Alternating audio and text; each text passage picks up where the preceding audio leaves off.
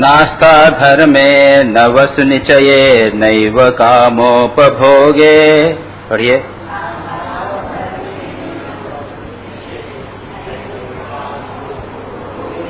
यद्भाव्यं तद्भवतु भगवन् पूर्वकर्मानुरूपम्।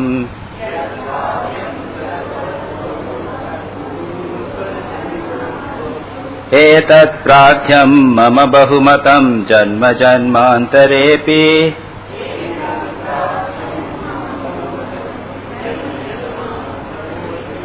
त्वत्पादाम्भोरुहयुगगता निश्चला भक्तिरस्तु।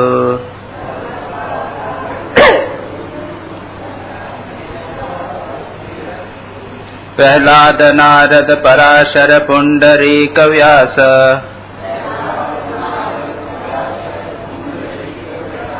अम्बरीक शुक शौनक भीष्म दार्ढ्याम्। रुक्मांगदार्जुन वशिष्ठ विभीषणादीन्।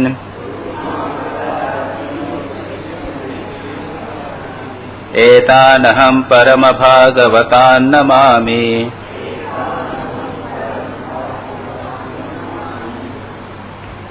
प्रभु की असीम कृपा से हम लोगों ने नारद पातंजल योग सूत्र के पाठ का पाठ समाप्त कर लिया है और साथ ही साथ स्वामी स्वप्रकाशानंद जी द्वारा अधूरा छोड़ा गया कठोपनिषद का पाठ भी समाप्त हो गया और अब भगवान की असीम कृपा हुई है कि हम नारद भक्ति सूत्र प्रारंभ कर रहे हैं। ये सूत्र साहित्य, आप लोग अब सूत्र साहित्य से थोड़े बहुत परिचित हो गए हैं ना। पातंजल योग सूत्र की हमने चर्चा की थी, उसमें भी हमने आपको कहा था सूत्र क्या होते हैं, यह सूत्र साहित्य क्या होता है। संक्षेप में छोटे छोटे वाक्यों में जो सूत के समान है, धागे के समान है, जो एक विषय को दूसरे से जोड़ते हैं, ऐसे सूत्रों में छोटे छोटे वाक्यों में बहुत बड़ी गहरी बात कही जाती है। तो पातंजल योग सूत्र उसी श्रृंखला में एक सूत्र साहित्य था जिसमें लगभग 194 सूत्र थे। हमने वो सारे पढ़ डाले हैं। फिर नारद भक्ति सूत्र हम ले रहे हैं। पातंजल योग सूत्र का विषय था राजयोग, ध्यान, कंसंट्रेशन, समाधि, जिस पर विस्तार से हमने विचार किया। स्वामी विवेकानंद कहते थे कि जितने भी साधना के पथ हैं उनको 4 में विभक्त किया जा सकता है: राजयोग, ज्ञान योग, भक्ति योग और कर्म योग। स्वामी विवेकानंद ने जितने भी मार्ग हैं उनको इन 4 में विभक्त कर दिया और इन 4 के सूत्र साहित्य। राजयोग का सूत्र साहित्य है पातंजल योग सूत्र। ज्ञान योग का क्या है? ब्रह्म सूत्र। शारीरिक सूत्र बड़ा कठिन। कर्मयोग का हो क्या? हाँ, कर्म योग में भी जैमिनी ने पूर्व मीमांसा में कर्मकांड के ऊपर एक सूत्र साहित्य की रचना की। फिर रहा भक्ति योग, राजयोग, ज्ञान योग, कर्मयोग और फिर रहा भक्ति योग। भक्ति योग पर नारद भक्ति सूत्र। एक और है शांडिल्य भक्ति सूत्र। शांडिल्य भक्ति सूत्र कठिन, फिलोसॉफिकल है, दार्शनिक है, उसमें गूढ़ बातें बहुत सारी हैं, विचार बहुत अधिक है। उसका उद्देश्य यह प्रयत्न सिद्ध करना है कि ये जो प्रस्थान त्रयी यानी गीता, ब्रह्मसूत्र और उपनिषद, इन सब का सब उद्देश्य है भक्ति।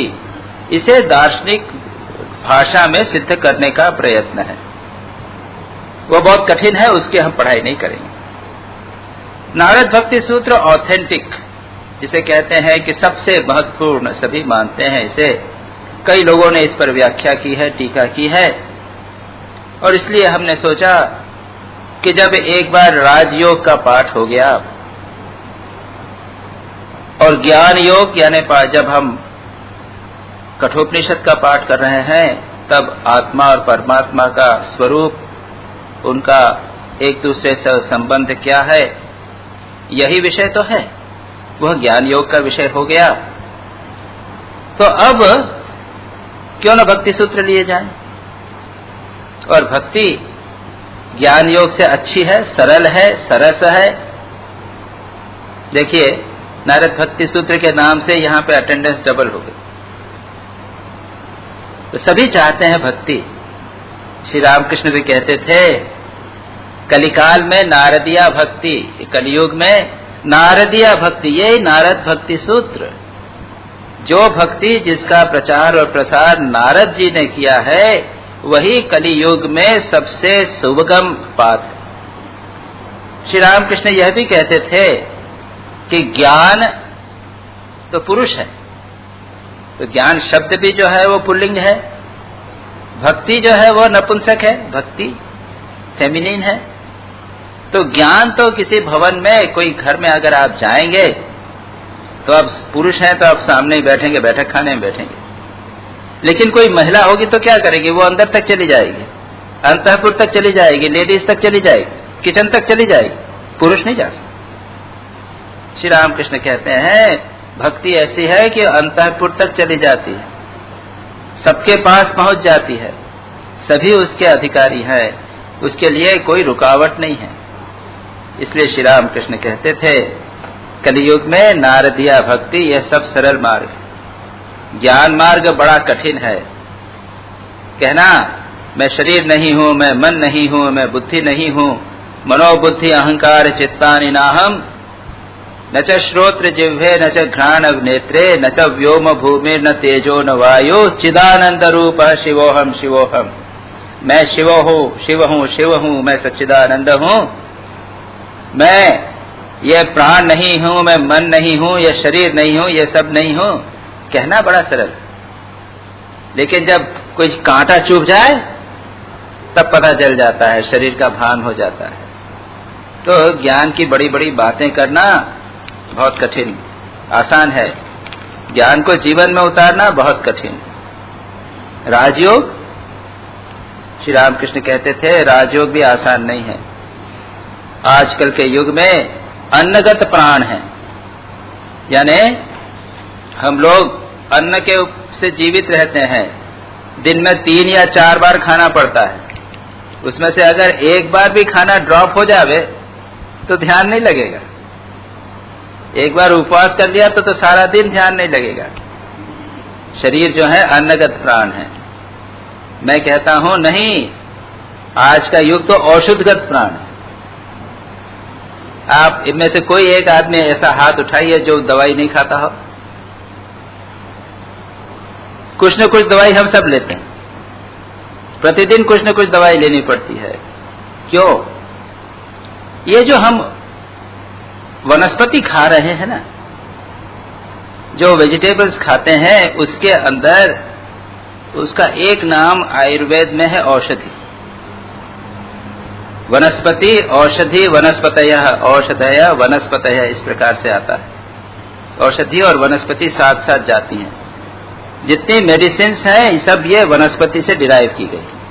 और आज के युग में जहां पर आर्टिफिशियल आप खाद दे रहे हैं, आर्टिफिशियल यूरिया दे रहे हैं, ऊपर से क्या क्या सब इंसेक्टिसाइड स्प्रे किए जा रहे हैं, ऐसे युग में वेजिटेबल्स में वनस्पति के अंदर जो औषधि अंश था वो चला गया। इसलिए हमको ऊपर से multivitamin, vitamin C, B complex और नाना कुछ न कुछ लेना पड़ता है।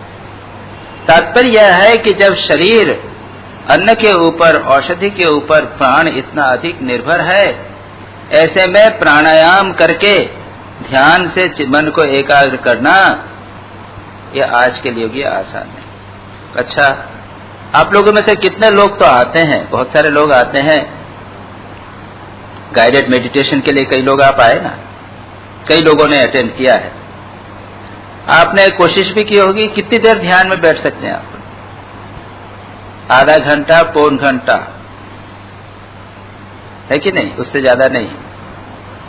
आप कहेंगे स्वामी जी हमारी प्रैक्टिस नहीं है। मैं कह सकता हूं मेरी प्रैक्टिस है कई सालों की। मैं भी ज्यादा से ज्यादा 1 घंटा एक आसन पे बैठ सकता हूं, उससे ज्यादा नहीं।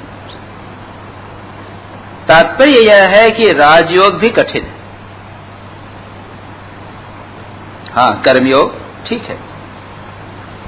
शिव ज्ञान से जीव सेवा, रोगी नारायण की सेवा, फ्री सर्विस, वॉलंटरी सर्विस, यह समझकर कि जिसकी सेवा की जा रही है वह स्वयं भगवान है, यह आज के युग के लिए उत्तम मार्ग है। स्वामी विवेकानंद के अनुसार वह युग धर्म है। शिव ज्ञान से जीव सेवा युग धर्म है। और श्री रामकृष्ण के अनुसार नारदिया भक्ति युग धर्म है। इसके लिए आपको कोई एक आसन लगाना नहीं पड़ेगा, मन को एकाग्र करने के लिए मेहनत नहीं करनी पड़ेगी। ये विचार जगत मिथ्या है करके सब बार बार बैठ के विवेक विचार भी नहीं करना पड़ेगा। अगर आप प्यार कर सकते हैं, प्रेम कर सकते हैं, तो आप भक्ति के अधिकारी। और ऐसा कौन है जो भक्त प्रेम नहीं कर सकता? आप सभी हैं, हम सभी हैं। हम अपने परिवार को प्रेम करते हैं, माता पिता को प्रेम करते हैं, हस्बैंड वाइफ एक दूसरे को प्रेम करते हैं, बच्चे हैं को प्रेम करते हैं। तो प्रत्येक में प्रेम करने की क्षमता है। और इस प्रेम को अगर भगवान की ओर मोड़ दिया जाए तो वो भक्ति हो जाती है। इसलिए श्री रामकृष्ण ने कहा कि कलिकाल में नारदिया भक्ति।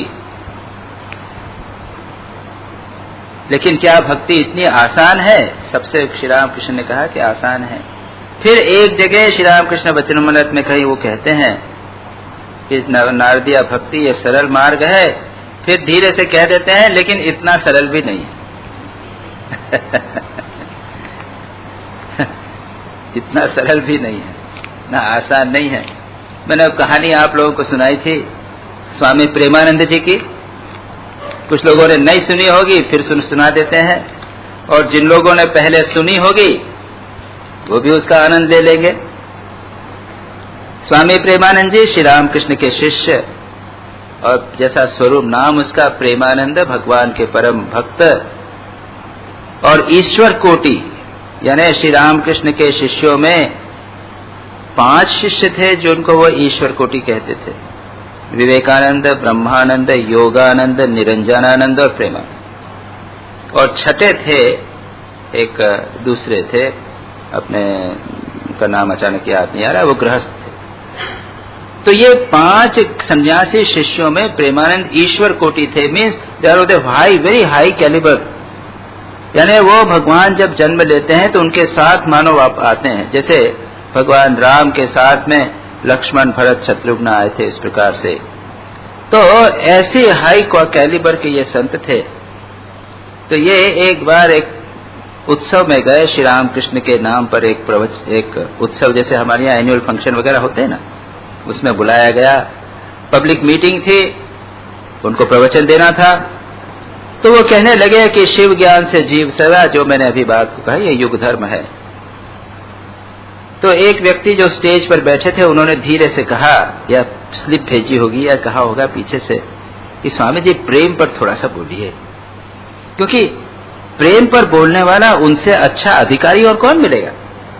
श्री रामकृष्ण के अंतरंग शिष्य, नाम भी प्रेमानंद, भक्ति के जीवंत विग्रह, वही भगवान के प्रेम के संबंध में बोल सकते हैं। उनसे अगर नहीं सुनेंगे तो फिर और कौन मिलेगा। तो उन्होंने उसको डिसरिगार्ड किया। 2-3 बार बात हुई, डिसरिगार्ड किया। फिर जब बार बार प्रॉम्प्टिंग हुआ पीछे से, तब कहने लगे पैम पैम पैम, प्रेम नहीं, पैम पैम पैम, प्रेम से ये प्रेम सुनना चाहते हैं। अरे कौन है जो यहाँ प्रेम समझेगा।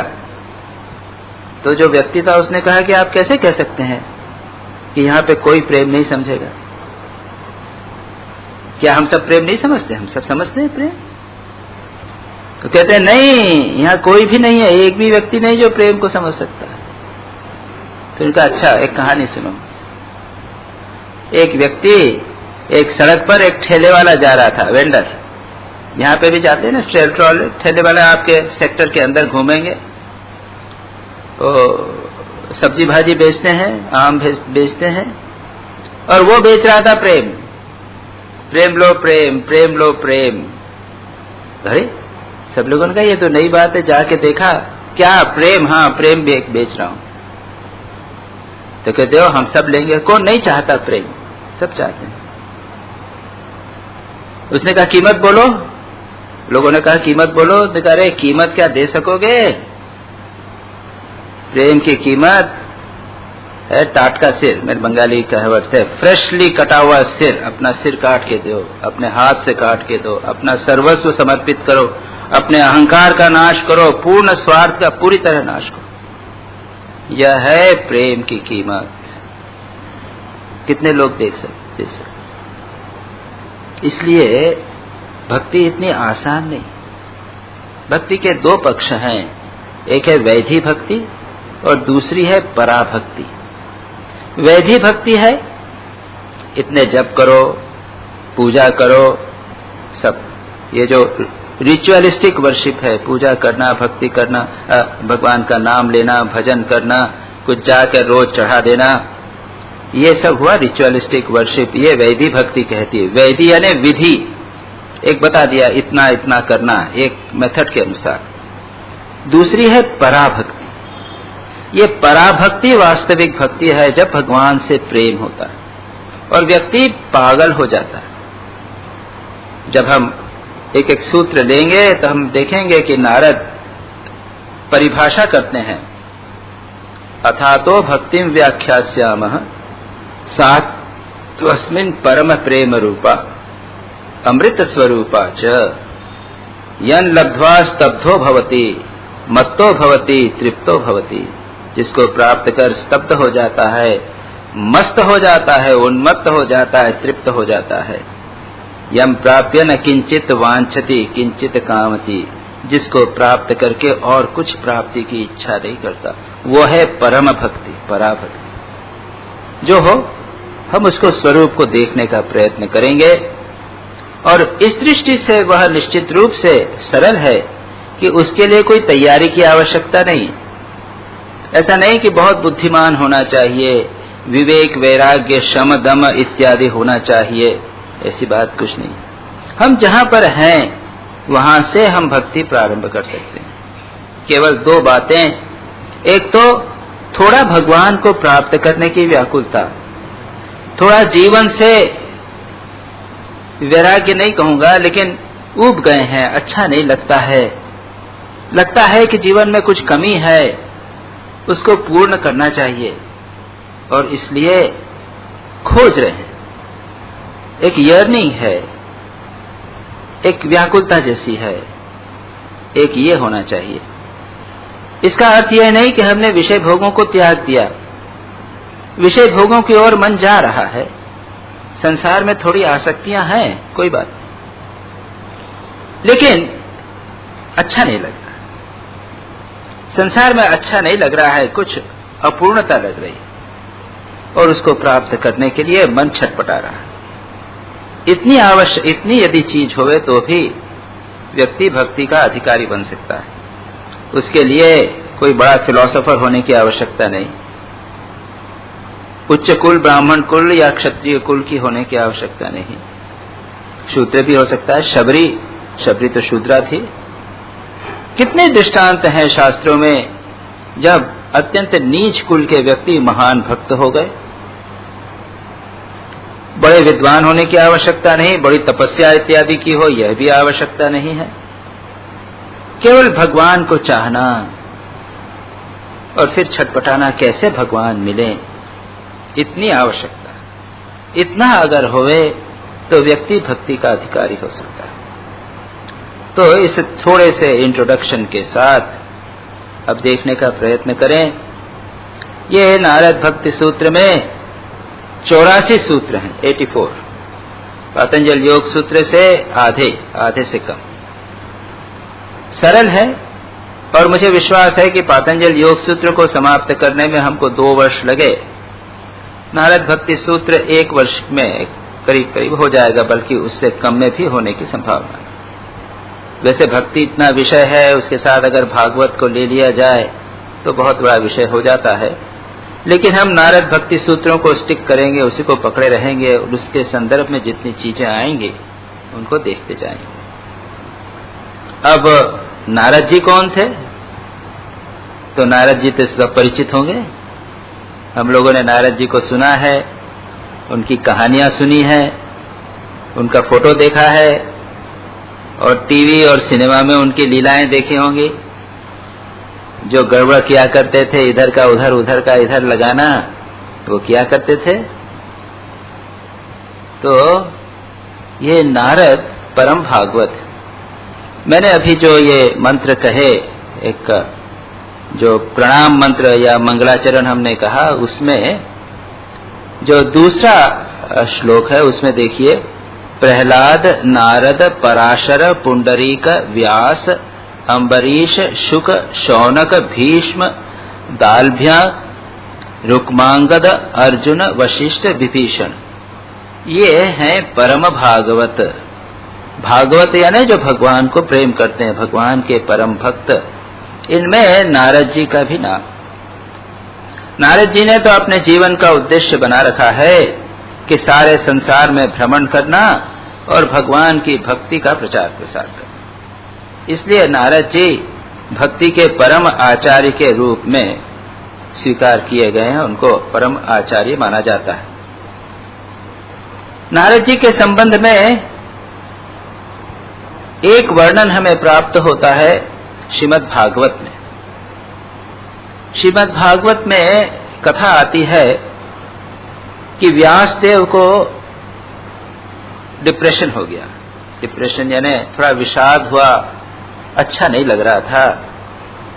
उन्होंने महाभारत की रचना की, कितने पुराणों की रचना की। उन्होंने, ये व्यास नाम शब्द का अर्थ है जो वेद है उनको व्यास यानी डिवीजन करने वाले। उन्होंने चार वेदों को चार में डिवाइड किया और अपने चार शिष्यों को उनको दिया, उनको पढ़ाया कि तुम इसको प्रोपोगेट करो। तो व्यासदेव इतने बड़े विद्वान होते हुए भी, और हमारी परंपरा में जैसा हमने कहा गुरुओं के गुरु हैं, व्यास पूर्णिमा को ही गुरु पूर्णिमा के रूप में मनाते हैं हम लोग। अभी गुरु पूर्णिमा मनाई तो यह व्यासदेव का जन्मदिन ही था। व्यास है भगवान के पुत्र, मानस पुत्र, जो उनके ब्रह्मा जी से जन्म हुआ उनका। तो व्यासदेव को विषाद हो गया, उनको अच्छा नहीं लग रहा था। महाभारत का भी प्रणयन करने के बाद में भी वे प्रसन्न नहीं थे। और तब कथा आती है कि नारद जी उनके पास आते और नारद जी आकर उनको श्रीमद् भागवत की कथा कहने का, श्रीमद् भागवत का प्रचार प्रसार करने की बात कहते हैं कि तुमने तो न्याय, कला, साहित्य, राजनीति, ये जो महाभारत है उसमें सब कुछ। स्वयं व्यास कहते हैं कि महाभारत में जो है, जो विश्व में जितना भी ज्ञान है सब महाभारत में है, और इसमें जो नहीं है वो बाहर नहीं है। तो ऐसे व्यासदेव भी दुखी थे और नारद जी उनको कहते हैं इसलिए दुखी हो कि तुमने भगवान की लीला का गुणगान नहीं किया, इसलिए तुम भगवान की लीला, श्री कृष्ण की लीला का गुणगान करो। तो उन्होंने श्रीमद् भागवत की रचना की। लेकिन यह उपदेश या यह सुझाव देने के पहले नारद जी अपनी कथा सुनाते, स्वयं का जीवन चरित्र बताते। तो कुछ अंश जीवन चरित्र वहां पर है। दूसरा उल्लेख हमें प्राप्त होता है छांदोग्य उपनिषद में। वैसे नारद जी जो हैं वे ब्रह्मा के मानस पुत्र हैं। ब्रह्मा के डायरेक्टली मानो मन से उत्पन्न हुए हैं। ब्रह्मा के 10 मानस पुत्रों का रेफरेंस आता है, नाम है मरीचि, अत्रि, अंगिरा, पुलस्त्य, पुलह, कृतु, दक्ष, वशिष्ठ, भृगु और नारद। तो नारद जो है वो ब्रह्मा के 10 मानस पुत्रों में से एक प्रजापति। ब्रह्मा ने क्या किया? ब्रह्मा ने पहले सनत, सनंदन, सनत कुमार और सनत, इन चार कुमारों को पैदा किया और कहा कि सृष्टि करो। तो उनका हम सृष्टि विष्टि नहीं करने, हम संसार के चपड़े में नहीं पड़ेंगे, we don't want a married life, हम तो रहेंगे, हम ये झमेले में, तुम्हारी सृष्टि के झमेले में नहीं पड़ते। तो उन्होंने नहीं किया। तब ब्रह्मा जी ने ये 10 प्रजापतियों को सृष्ट किया। उनमें से नारद फिर ऐसे हुए, उन्होंने कहा मैं भी संतानोत्पत्ति करके सृष्टि का विस्तार नहीं करने वाला। तो ब्रह्मा जी बहुत गुस्सा हुए। अरे भाई वो तो हो गया 4 सनत कुमार, ये 4 कुमार हो गए, तुमको तो मैंने इसके लिए क्या, तुम भी नहीं कुमार मान रहे। तो उनको श्राप दे दिया। उनको श्राप दिया कि जाओ तुम्हारा उल्टा हो जाओगा, तुम खूब सेक्सुअल हो जाओगे, लस्टफुल, कामुक हो जाओगे और स्त्रीजित हो जाओगे, स्त्रियों के चक्कर में पड़े रहोगे, स्त्रियों के पंचंगुल में पड़े रहोगे। तो वर्णन आता है कि वे अगले जन्म में एक गंधर्व बने, उपबरहण, और वह हमेशा अप्सराओं के साथ में रहते, खूब भोग भोग करते, इधर उधर हंसी मजाक बस वही करते रहते। और एक बार देवताओं के यज्ञ में हरि कीर्तन जहाँ भजन हो गया था, वहां पे अप्सराओं को लेके पहुंच गए। अरे अब भाई देखना चाहिए, देश काल पात्र के अनुसार व्यवहार करना चाहिए। अपने मजे में मस्त होके वहां पहुंच गए। तब उनको श्राप मिला कि जाओ तुम मिसबिहेव कर रहे हो, तुमको नहीं मालूम कहाँ कैसा व्यवहार करना, तो जाओ तुम शूद्र बनो। तो अगले जन्म में वे दासी के पुत्र के रूप में जन्म लिया। अब यहां से उनका सौभाग्य प्रारंभ होता है। इस दासी पुत्र के जन्म में नर जन्म हुआ। पहले देवताओं का जन्म था। ब्रह्मा के पहले जो है वो एक देवता के रूप में, ब्रह्मा के पुत्र के रूप में, और फिर गंधर्व के रूप में जन्म हुआ। दूसरा जन्म हुआ नर जन्म। तो उस नर जन्म में दासी के पुत्र हुए और साधुओं की सेवा में उनकी मां लगी रहती थी, ये भी लगे रहे। आश्रम में रहते थे, जो लोग साधु आते थे उनकी सेवा करते थे, साधु लोगों को प्रसन्न होते थे उनसे, और साधुओं का जो अवशिष्ट बचता था प्रसाद, उच्छिष्ट खा लिया उन्होंने, जो प्रसाद बचा हुआ है उसका अग्रभाग खा लिया है, वो खाते थे। इससे पवित्र और क्या होगा भोजन। और जैसे कहते हैं आहार शुद्धो सत्व शुद्धि, आहार शुद्ध होने पर मन शुद्ध होता है, सात्विक होता है। इनका मन सात्विक हुआ, साधु संतों की सेवा में लगे रहते थे, और वो किसी ने उनको, कि संत ने एक भगवान का नाम भी दे दिया, उनको मंत्र भी दे दिया, उनको इनिशिएट कर दिया इन भगवान के नाम में। साधना का उपदेश भी मिल गया, थोड़ी बहुत साधना करते थे। इस बीच उनकी माता की मृत्यु हो गई। माता बेचारी से दासी थी, शूद्र, मैंने कहा ना शूद्रा थी, कहीं जंगल में गई होगी, वहां एक सांप ने काट लिया और वो मर गई। अब ये फ्री, कितनी उम्र की बात छोड़ दीजिए, लेकिन ये अब तो फ्री हो गए, अब कोई ऑब्स्ट्रक्शन नहीं, कोई बंधन नहीं।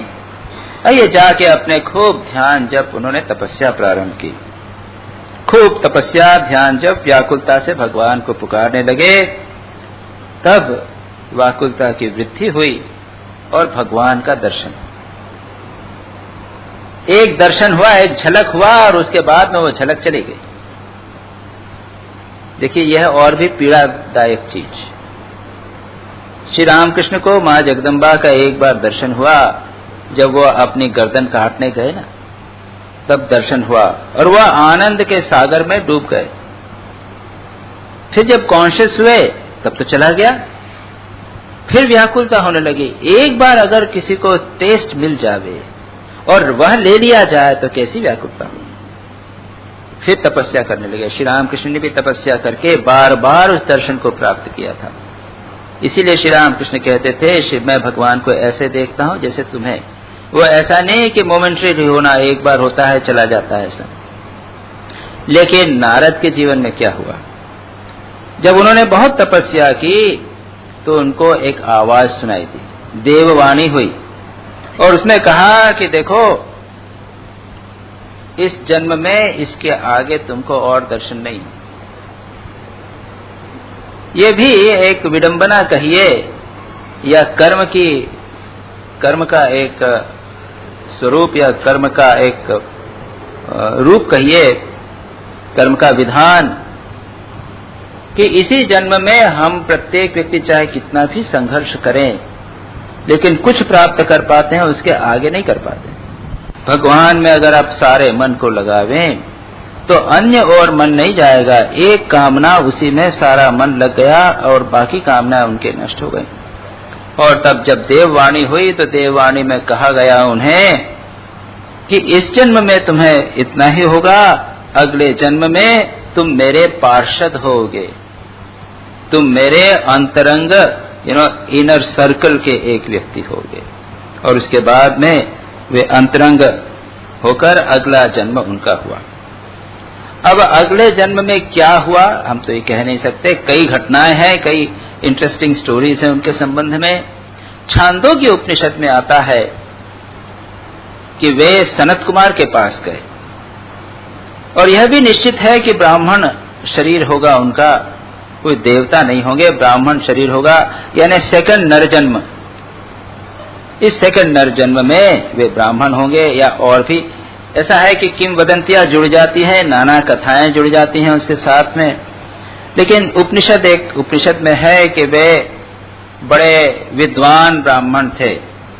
उन्होंने वेद पढ़ लिए थे, चारों वेदांग पढ़ रहे थे, यानी शिक्षा, कल्प, निरुक्त, व्याकरण, छंद इत्यादि सब पढ़ लिए थे। और उसके बाद में धनुर्विद्या, संगीत विद्या, युद्ध विद्या, शिल्प, वास्तु शास्त्र, जितने शास्त्र हैं, एक पूरी लिस्ट श्रीमद अपने छांदोग्य उपनिषद में नारद स्वयं जाकर कहते हैं सनत कुमार से कि मेरे 10 PhDs हैं। आज के जमाने में कहेंगे 10 PhD है, डिलीट हूँ, डॉक्टरेट हूँ, फलाने फलाने शास्त्र के अंदर। मैंने कॉमर्स पढ़ा है, MCOM किया है, डिलीट किया है, बिजनेस मैनेजमेंट में किया है, कंप्यूटर साइंस में किया है, जितने हैंगे सब के सब मैंने पढ़ा है। फिर कहते हैं लेकिन मुझे शांति नहीं, मैं अशांत हूं, दुखी हूं, मुझे आप दुख के पार ले जाइए। यही है, दुख से पारम ले जाए, दुख से। मैं शास्त्रविद हूं लेकिन ब्रह्मविद नहीं हुआ हूं, मेरे जीवन में दुख बढ़ ही रहा है। अब इसका विस्तार हम नहीं करेंगे कि क्यों पढ़ाई लिखाई से भी दुख बढ़ता है, इसके क्यों बढ़ता है, इसका एक एनालिसिस वेदांत में किया गया है कि पहले ऑलरेडी दुख थे, पढ़ने लिखने के बाद में और समस्याएं कम नहीं होती हैं। दुख के चांसेस हम बढ़ा देते हैं, उसको याद करना पड़ेगा, लाइब्रेरी में जाकर किताब लानी पड़ेगी, किताब संभाल के रखनी पड़ेगी, उसको पढ़ाना पड़ेगा, और कोई आएगा उससे ज्यादा, आपसे ज्यादा पढ़ा लिखा है, वो आपको डिफीट कर देगा। ये सारी समस्याएं और बढ़ जाती हैं उसमें। तो इसलिए जनक के पास गए तो जनक ने फटकार दिया, सनत कुमार ने कहा कि जो तुमने पढ़ा वो तो नाम ही है, जस्ट वर्ड, जितना है ये सब वर्ड ही, तो और कुछ नहीं तो क्या है। कंप्यूटर का मैं सब उसमें कंप्यूटर में क्या है, वो केवल ये जस्ट वो जो उसको आप क्या कहते हैं, उसको प्रोग्रामिंग तो है और कुछ नहीं है, उसके अंदर सबका सब आ जाता है। तो जस्ट प्रोग्रामिंग है और कुछ नहीं है, इसके अलावा कुछ नहीं है। तुमने नाम मात्र शब्द ही पढ़ा है और शब्द के अर्थ तक नहीं गए हो तुम। और उसके बाद में वो उनको उपदेश देते हैं। जब कहा कि दुख है तो कहते हैं यो वे भूमा तत् सुखम। जो भूमा है, जो इन्फिनिट है, वह सुख है। नाल्पे सुखम, जो अल्प है, जो लिमिटेड है, जो ड्यूअलिस्टिक है, उसमें सुख नहीं। तो नारद का ये रेफरेंस है, एक प्राप्त करते हैं। अच्छा, अब नारद ने जिस प्रकार से व्यास जी को श्रीमद् भागवत की रचना करने की प्रेरणा दी, उसी प्रकार नारद जी ने वाल्मीकि को प्रेरणा दी। वाल्मीकि को प्रेरणा दी भगवान राम का चरित्र लिखने की, रामायण की रचना करने की। उन्होंने जाकर सारे राम की का वर्णन किया। ये दूसरा रेफरेंस हमें प्राप्त होता है। और एक कहानी रामचरितमानस में आती है, नारद का मोह। अब नारद का मोह भी प्रसिद्ध है, याद रखिए। नारद जी के मोह की बड़ी मजेदार कहानियां हैं रामचरितमानस में। आप जानते हैं कि एक बार उन्होंने खूब तपस्या की और जब कामदेव उसको विचलित करने आया तो उनको विचलित नहीं कर सका, तो कामदेव घबरा गया। भगवान शंकर ने तो कामदेव को भस्म किया था, इन्होंने माफ कर दिया, जाओ। वो समझे कि मैं तो हूं भगवान शंकर से भी बड़ा हूं। शंकर जी ने तो उसको मार दिया, मैंने तो उसको माफ कर दिया। और जब बताने के लिए गए, शंकर के पास गए कि देखें मैं उनके साथ कॉम्पिटिटर आ गया हूं, तो शंकर जी ने कहा देखो ये बात कहीं किसी को जाके, भगवान को जाके मत कहना, भगवान विष्णु को जाके मत कहना। तो नारद जी समझे कि ये मेरे से थोड़े से ईर्ष्या हो गई है इनको, कि ये दूसरा उनका कॉम्पिटिटर आ गया, इसलिए इस तरह के उपदेश दे रहे हैं। और उसके बाद में वर्णन आता है कि एक आगे गए तो एक बड़ा सुंदर नगर था। वहां देखा कि उसके राजा ने देखा कि ये तो एक बड़े अच्छे ब्राह्मण आए हैं, बुलाया, सत्कार किया और कहा कि मेरी कन्या है, इसका हाथ देखिए, इसके क्या उसमें हाथ में क्या है। नारद जी ने वो अत्यंत सुंदरी विश्व मोहिनी नाम, उसका हाथ देखकर उन्होंने कहा कि देखो इसका जो वर होगा वो तो सारे तीनों लोकों का राज वो होगा, विश्व प्रभु होगा इत्यादि। तो बड़े खुश हुए। अब नारद जी खुद उसका हाथ देखकर बता रहे हैं और मोहित हो रहे हैं, और मोहित होकर सोच रहे हैं कि अगर मैं इसका इससे विवाह कर लूं तो मैं तीनों लोगों का प्रभु हो जाऊंगा। देखिए इंटरप्रिटेशन कैसा कर। ये हुआ नारद जी का मोह। तो पहुंच गए भगवान के पास में, भक्त हैं भगवान के। कहा भगवान मेरे को आप अपना रूप दे दीजिए, क्यों कि मैं विश्व मोहिनी के पास जाऊंगा, वो मुझे वर लेगी इत्यादि। श्री राम भगवान ने कहा अच्छा जाओ, और उन्होंने बंदर बना दिया उनको। ये रामचरितमानस में बड़ी मजेदार कहानी। बंदर बना दिया और वो बैठे वहां पर, और विश्व मोहिनी न चली। इतने में विष्णु जी आ गए, विष्णु के गले में उसने हार डाल दिया, और ये बड़े गुस्सा हुए कि तुमने मेरी इंसल्ट कर दिया, और बहुत गुस्सा होकर उनको श्राप दे दिया विष्णु जी को कि इसको जरा जिस प्रकार से पत्नी के लिए विरह हो रहा है उस प्रकार तुमको भी पत्नी का विरह सहन करना पड़ेगा। तो कहते हैं कि नारद जी के श्राप के कारण भगवान को राम रूपी वर लेना पड़ा। और नारद जी को छेड़ने वाले दो गण आ गए थे, शिव जी के गण थे या किसके गण थे, वो बंदर थे ना। तो वो नारद जी समझते हैं कि मैं बंदर, अपना चेहरा तो नहीं देख पाते, और ये छेड़ते थे। उनको भी श्राप दे दिया तुम राक्षस बन जाओ, तो वो रावण और कुंभकर्ण इत्यादि बनकर। ये एक कहानी है। तो नारद जी भक्त होते हुए भी एक ये मोह में पड़े। और दूसरी दो घटनाएं हैं, दो कहानियां हैं नारद जी से संबंधित, आप लोगों ने किसी ने सुना होगा। नारद जी को यह भ्रम हो गया कि मैं सबसे बड़ा भक्त, मेरे से बड़ा कोई भक्त नहीं। और सत्य है कि सचमुच बहुत बड़े भक्त हैं वो, दिन हमेशा भगवान का नाम लेते रहे हैं, सारे विश्व में भगवान का ही नाम लेते रहे, उनका उद्देश्य ही है। वो एक बार कहते हैं, ये निश्चित करते हैं कि उन्होंने निश्चय किया कि अब सारा जीवन में भगवान का नाम तीनों लोकों में मैं प्रसारित करूंगा। और उनमें क्षमता है कि वो तीनों लोक में भ्रमण कर सकते हैं, स्वर्ग लोक में, नरक लोक में और ऊपर पृथ्वी लोक में भी। तो नारद जी की घटना यह है कि एक उनको भ्रम हो गया, उनको अहंकार हो गया कि मैं बड़ा भक्त हूं। और एक दिन भगवान से पूछ ही बैठे कि भगवान आपका सबसे बड़ा भक्त कौन। उन्होंने सोचा होगा कि भगवान नारद जी को बताएंगे। तो भगवान ने कहा देखो वो फलाने गांव में एक व्यक्ति है, वो मेरा परम भक्त। वहां पहुंचे तो देखा कि वो तो भगवान का नाम लेता नहीं, सुबह उठता है, सुबह भगवान का नाम लिया एक बार और शाम को भगवान का नाम लिया एक बार, बस अपना काम करता है। बड़ा अजीब लगा। मन में कुछ शंका हुई, वापस भगवान के पास आया तो भगवान ने उनको कहा अच्छा एक काम करो, ये एक पात्र दिया, पात्र को उन्होंने पूरा जल से भर दिया, कहा इसको लेके जरा तुम सारे विश्व को घूम के आ जाओ, जल नहीं गिरना चाहिए। तो ले गए, पूरा कंसंट्रेशन से सारा घूमे, जब लौट कर आए तो भगवान प्रसन्न हुए ये और पूछा अच्छा बताओ तुमने कितनी बार मेरा नाम लिया? कहा मैं तो नाम नहीं लिया। तो क्या देखो तुमको एक छोटा सा काम दिया, उसमें तुम्हारा नाम मेरा नाम भूल गया। और वो व्यक्ति जो है वो संसार की सारी झंझटों सारी जिम्मेदारियों का बोझा लेता है सिर पर, लेकिन सुबह शाम मेरा नाम नियमित रूप से करता। उनका अहंकार दूर हुआ। एक और मजेदार कहानी है इसी तरह की। भगवान ने कहा देखो वो फलाना फलाना किसान है, वो मेरा अच्छा भक्त है। गए वहां पे तो इस कहानी के अनुसार वो किसान तो कभी भगवान का नाम लेता ही नहीं, न सुबह ले न शाम को ले। मैंने पहली कहानी में तो सुबह शाम लेता है, ये है वो शाम सुबह शाम लेता ही नहीं। तो बड़ा आश्चर्य हुआ, उससे पूछा कि नारद जी ने कि तुम भगवान के भक्त हो? तो कि हाँ।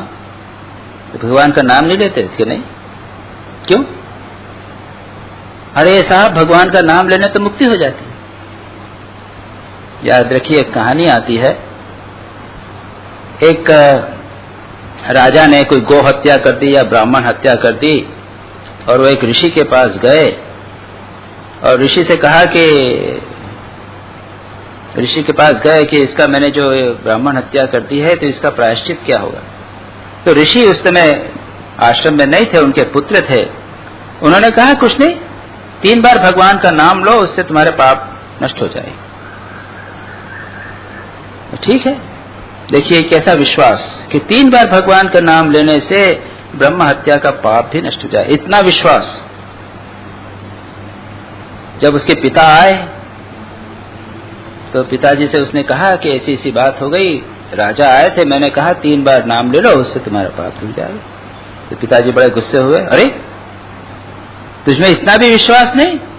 अरे 1 बार भगवान का नाम लेने से सब पाप नष्ट होते हैं, तो 3 बार क्यों उपदेश दिया? जाओ तुम राक्षस बन जाओ। तो वो एक कहानी आती है, उसके बाद में वो ब्रह्म राक्षस बनते हैं, ऐसा ऐसा सब वो है। तुम्हें इतना विश्वास नहीं। तो ये किसान कहता है कि महाराज भगवान का नाम लेने से तो 1 बार नाम लेने से मुक्ति हो जाती है, अगर मैं मुक्त हो जाऊंगा तो मेरा संसार कौन चलाएगा, इसलिए मैं भगवान का नाम नहीं लेता। नारद जी को आश्चर्य हुआ, भाई देखिए परम भक्त निरंतर भगवान का नाम लेने वाले, उनको विश्वास नहीं हुआ कि ये हो सकता है। उन्होंने कहा कि नहीं नहीं तुम नाम लो। कि नहीं महाराज। तो क्या तुम नाम लो ना? तो अच्छा आप जिम्मेदारी लोगे मेरे घर गृहस्थी को चलाने की, मेरे परिवार को चलाने की, खेत वेत है इतना सब है? तो हाँ मैं लूंगा। तो उसने नारद जी को सब दिखा दिया, चार्ज दे दिया, ये 2 बैल हैं, ये फलाना है, ये मेरे लड़के हैं, ये बहुएं हैं, ये मेरी वाइफ है, इतना खेत है, सब बता दिया। नारद जी को विश्वास नहीं, और वो बैठ गया और बैठकर उसने 1 बार भगवान का नाम लिया और अपना शरीर दिया। तब नारद जी को लगा कि ठीक है। और एक नारद के मोह का वर्णन स्वामी विवेकानंद करते हैं। आप लोगों ने ज्ञान योग पढ़ा है किसी ने?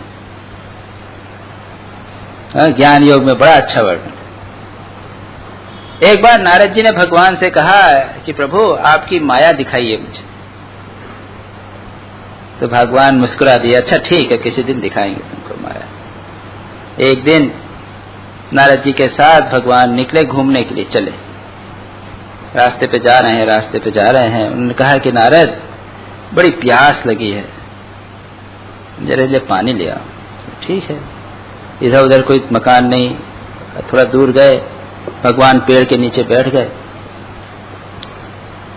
एक जगह गए, उन्होंने दरवाजा खटखटाया तो एक सुंदरी युवती आई निकली। तो उसको देखते ही वो भगवान के लिए पानी ले जाना है वो सब भूल गए। उससे बात करने लगे, तुम कौन हो, इत्यादि इत्यादि। आओ। उनके पिता आए, वहीं रह गए, उससे विवाह कर लिया। विवाह करे, बच्चे हो गए, 2 बच्चे हुए, बड़े प्रेम से रह रहे हैं। उनके पिताजी की मृत्यु हो गई, बड़े आराम से सब खेती बाड़ी लेके वहां पे रह रहे हैं। इतने में एक बार बड़ी बारिश हुई, फ्लड्स आए, बहुत बाढ़ आई, सब बह गया, इनके गांव में पानी घुस गया, इनका मकान बह गया, बड़ी मुश्किल। तो अपनी पत्नी को पकड़ा, एक बच्चे को, दोनों बच्चों को कंधे पे बिठाया, अपनी पत्नी को पकड़कर किसी तरह से पानी से निकलने लगे। इतने में झोंकाया तो एक बच्चा गिर गया, दूसरे को पकड़ने गए, उसको पकड़ने दूसरा बच्चा गिर गया। बड़ी मुश्किल से अपने प्राण प्रिया को पकड़े हुए हैं। इतने में एक झोंका आया तो वो भी उनके हाथ से छुटक गई और ये जाकर किनारे पर पड़ गए, सिर पटक कर रोने लग गए, हाय क्या हुआ। 12 वर्ष बीत गए थे, याद रखिए।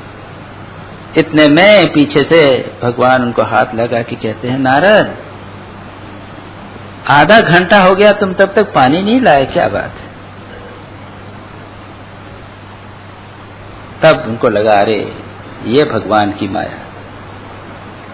तो नारद जी के मोह की भी कई कथाएं हैं, और नारद जी जो इधर उधर से तिकड़म लगाते हैं, इसको इधर से भिड़ा दिया, इसको इससे भिड़ा दिया, लोगों को जाके कोक्स करना, गलत काम करवाना, उल्टा काम करवाना, ये उनका काम है। उन्होंने कंस को जाके बोल दिया, जब देववाणी हुई कि देवकी का 8वां पुत्र तुम्हारे को वध करेगा, तो पहला पुत्र जब जन्मा तो चले गए उसके पास, नारायण नारायण, और कहा, अरे पहला पुत्र, क्या भरोसा यही तुमको मार दे। और उन्होंने एक सर्कल बना दिया, 1 2 3 4 5 6 7 8, तो कैलकुलेट करो तो 8वें से या 6ठे से, दूसरे से कैलकुलेट करो तो पहला 8वां हो जाता है। कहा ये भी 8वां हो सकता है भाई, उसको मरवा दिया, सबको मरवा दिया। लगता है क्यों किया, इसके पीछे उद्देश्य हमेशा नारद जी का अच्छा ही रहा। उद्देश्य है भक्ति की वृद्धि, भगवान की लीला की वृद्धि। ये भी था कि ये जो देवकी के पुत्र जन्म होने वाले थे, ये कुछ पूर्व जमाने के कुछ भ्रष्ट योगी रहे थे, उनको मनुष्य जन्म लेने का श्राप था, तो वो जन्म हुआ, मृत्यु हो गई और मुक्त हो गए। और उधर कंस का जो पाप था उसका पूरा घड़ा भरने लगा,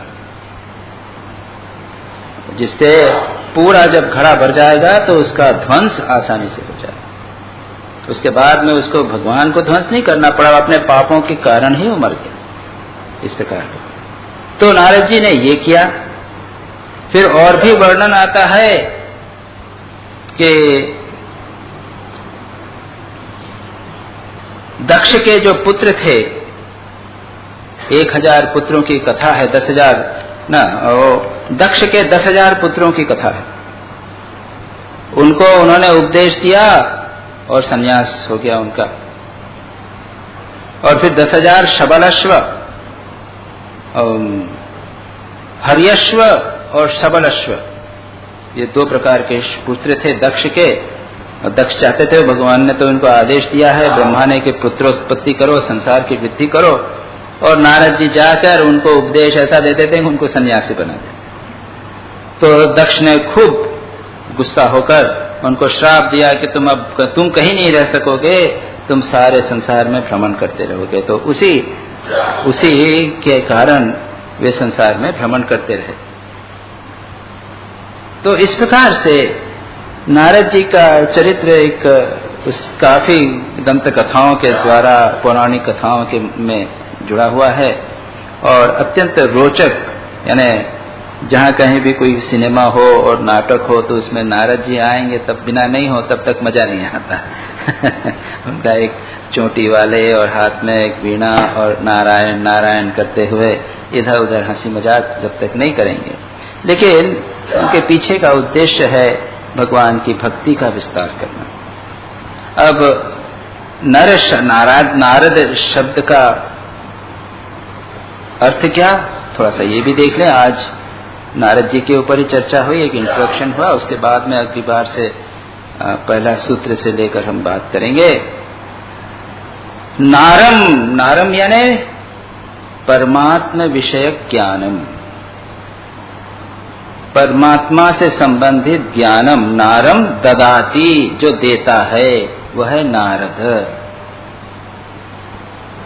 दूसरा अर्थ है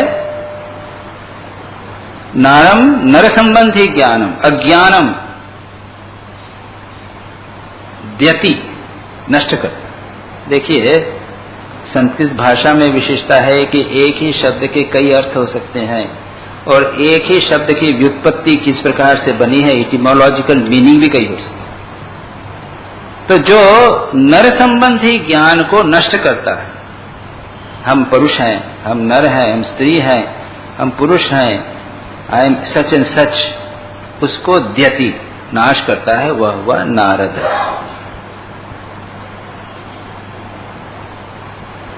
क्या है दूसरा है नारम नर समूहम कलहे न दत्ति, जो मानव हैं उन लोगों को एक दूसरे के साथ झगड़ा करवाने वाले नारद। उसके पीछे उद्देश्य वही भगवान में भक्ति, किसी न किसी प्रकार से उनको भगवान की ओर ले जाना। श्री राम कृष्ण कहते थे कि जैसे फोड़ा हो गया ना, तो फोड़ा होगा तो उसको काटना पड़ता है, चीरना पड़ता है, टाइम हो गया तो उसको चीरना पड़ता है। तो चीरने की प्रोसेस लगती है कि अरे तो काट रहा है, लेकिन नहीं, अब वो पूरा पक गया है, अब मौका आ गया, समय आ गया जब उसको नष्ट करना। तो नारद ऐसी सिचुएशन पैदा कर देते हैं जिसमें इस प्रकार की चीज हो सके। उन्होंने नारद के कारण ही हिरण्यकश्यपु की पत्नी की रक्षा हुई थी, याद रखिए। हिरण्यकश्यपु, उसके गर्भ में था प्रहलाद, और जब इंद्र ने हिरण्यकश्यपु पर विजय प्राप्त की, हिरण्यकश्यपु चला गया तपस्या करने के लिए, तो इंद्र ने हिरण्यकश्यपु के राज्य के ऊपर आक्रमण किया और उसने आक्रमण पर राज्य पर आधिपत्य कर लिया। और उसने कहा कि हिरण्यकश्यपु के इसकी जो उसकी वाइफ है, इसकी पत्नी, उसको भी मार डालेंगे, इसके पुत्र, इसके पेट में जो उसका जो गर्भ है उसको भी नष्ट कर देंगे। तब नारद जी ने मना किया, नारद जी ने उसको रक्षा की, कहा कि ये तो परम भागवत है और ये प्रहलाद की रक्षा नारद जी के कारण है। ध्रुव को उन्होंने शिक्षा दी। ध्रुव जब अपने पिता के, अपनी माता जो थी स्टेप मदर, उसके द्वारा जब उसको इंसल्ट हुआ, ध्रुव अपने पिता की गोद में बैठना चाहते थे, लेकिन सुरुचि जो उसकी स्टेप मदर थी, उसने उसको हटाया कि जब तक तुम मेरे जन्म कोख से जन्म नहीं लेगा तब तक पिता की गोद में नहीं बैठ सकेगा। तो ध्रुव बड़ा दुखी हुए, 5 वर्ष के बालक, और जाकर तपस्या करने लगे। वहां नारद जी गए और उन्होंने उसको उपदेश दिया किस प्रकार से भगवान का जप ध्यान इत्यादि करे। तात्पर्य यह है कि नारद जी का कई जगह पर नाम आता है और नारद के नाम से कई ग्रंथ भी हैं। एक तो नारद भक्ति सूत्र है, ये उन्होंने बनाया है। दूसरा नारद स्मृति, एक स्मृति शास्त्र जैसे मनुस्मृति है, याज्ञवल्क्य स्मृति इत्यादि हैं, वैसे नारद स्मृति भी है। फिर नारद पंचरात्र नाम का एक ग्रंथ है, वह नारद ने बनाया नहीं, उसके प्रेरक नारद रहे, वो एक तांत्रिक ग्रंथ है। नारदीय पुराण है और नारद परिव्राजक उपनिषद भी है। तो इस प्रकार से नारद के संबंध में बहुत सारे ग्रंथ हैं। कहते हैं कि एक संगीत मकरंद नामक ग्रंथ है संगीत का, उसके भी रचयिता या प्रणेता नारद रहे हैं। तो इस प्रकार से इन प्रसिद्ध मुनि नारद के, जो एक देव मुनि है, मानव मुनि, देव मुनि माने जाते हैं, देवर्षि आप कह सकते हैं, ये देवर्षि नारद के द्वारा रचित इस ग्रंथ का पाठ आज इंट्रोडक्शन हुआ। हम अगली बार से इसका प्रारंभ करेंगे। प्रहलाद नारद पराशर पुंडरीक व्यास,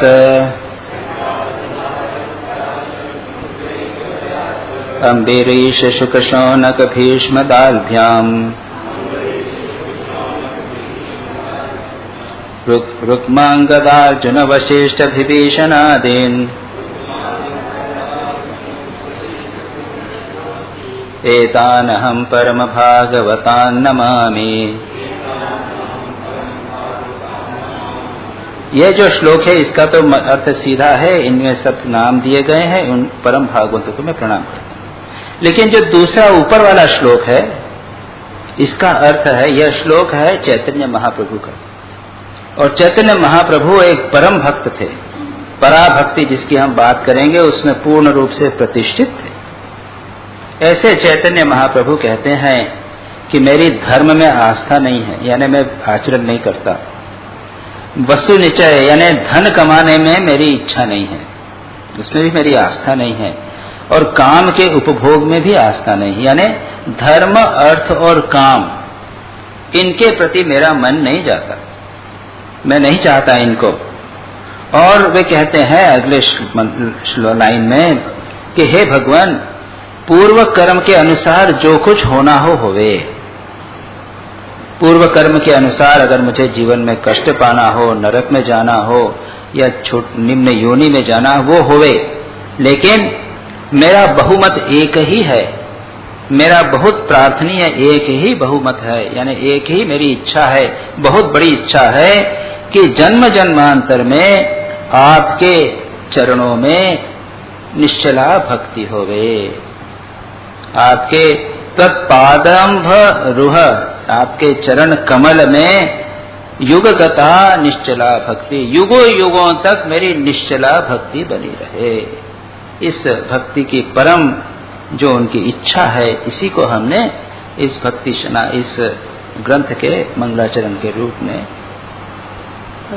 स्वीकार किया है, उसको मैंने सिलेक्ट किया।